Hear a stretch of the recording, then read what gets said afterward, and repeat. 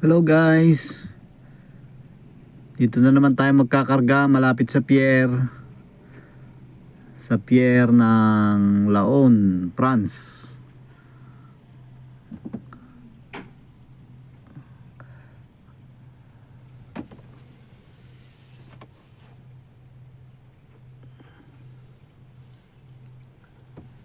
Ayun yung mga container oh. Ayun yung barko oh.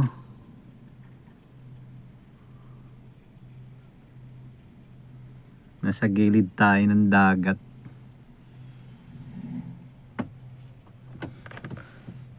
Ayan, mayroong isang truck dito.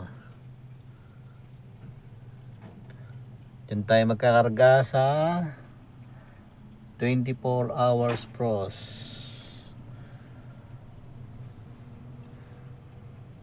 Ganyan ang buhay ng Prigo driver. Mag-unload ka ng paleta pag kinakailangan. Ayan. Kabilaan yan, 2 compartment.